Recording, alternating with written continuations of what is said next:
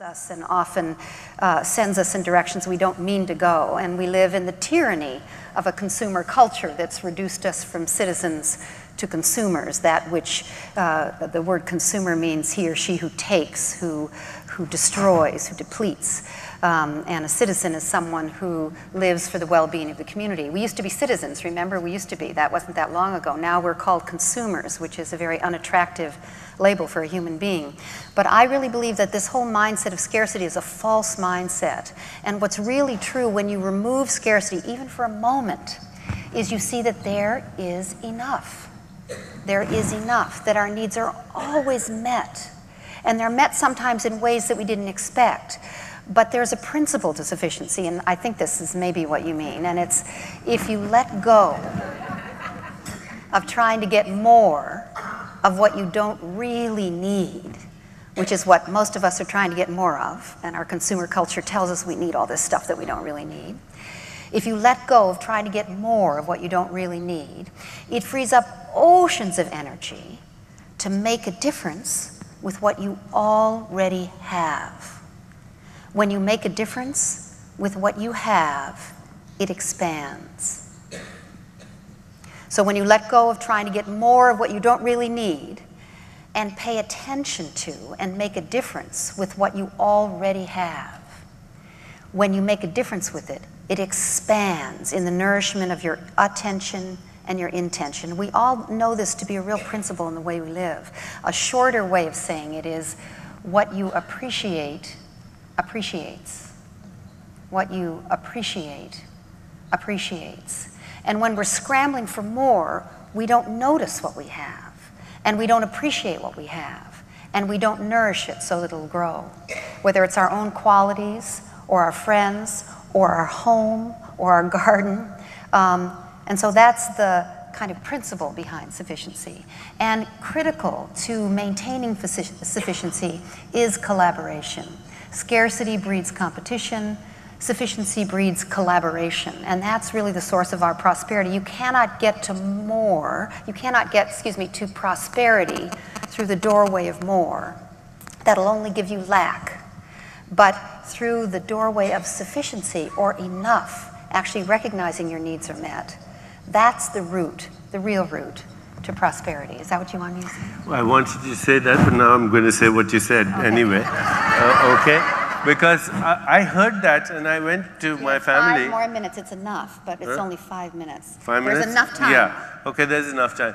So no, I heard this on her tape and I said to myself, I'm going to do this. And I actually went to my wife and to my kids and I said, I'm going to do this and you should do this. It's coming directly from Lynne. And if we all do this, we would have a really sufficient world. Okay, so I'm going to share your ideas if you don't mind. Please and you can elaborate if you want. So practice number 1, get the clutter out of your life. Number 2, don't buy unless you can let go of something. So I've had these sneakers now for 2 years. I'm not going to buy another pair till I can let go of these and maybe somebody else can wear them.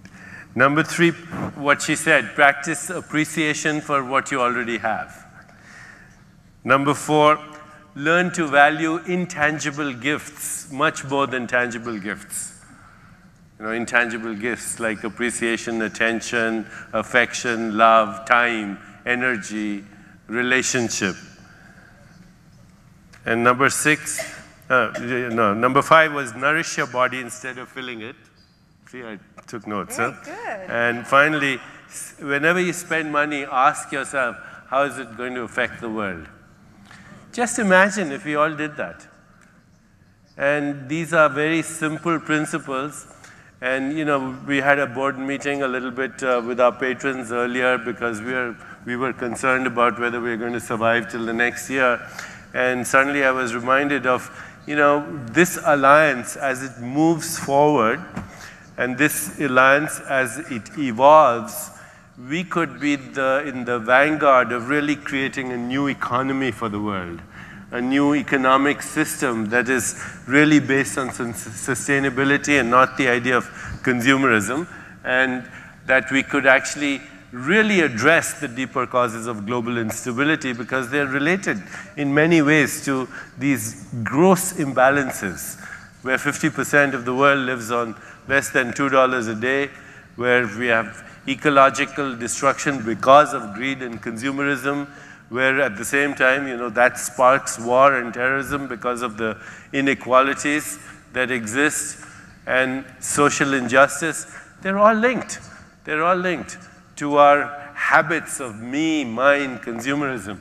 So I committed myself to this, and I'm actually asking for all of us to, in a sense, begin to start rethinking our relationship to what we call money, to what we call consumerism, and start thinking in these terms so we can really start to heal our total well-being. And also to think that if I'm going to be an entrepreneur in the age of wisdom, then that entrepreneurship will come from focusing on well-being. And then when well-being becomes the only source of wealth and power in the world, we will have reached the age of enlightenment.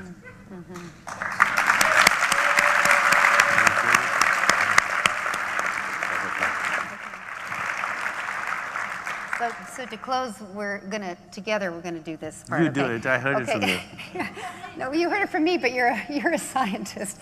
Deepak and I were in a setting actually 5 years ago, was it? When he had a meeting, we'd had a book signing together in this wonderful apartment in New York, and it was one of the evenings to raise money to get this whole thing going, that here we are now.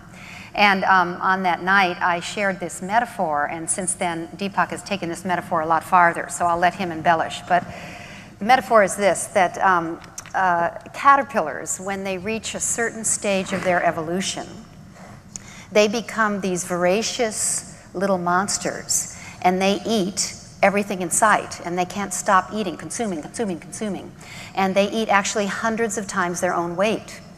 And during this same period where they're eating everything in sight, one caterpillar can eat an entire tree, something happens inside the genetic makeup of the caterpillar, which Deepak maybe will explain. But anyway, these special cells wake up, and they're called the imaginal cells, like the word imagine.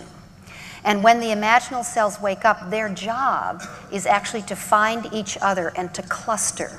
They're in the minority, but if enough of them cluster, they then become the genetic directors of the caterpillar, and the rest of the cells become what's called the nutritive soup, out of which the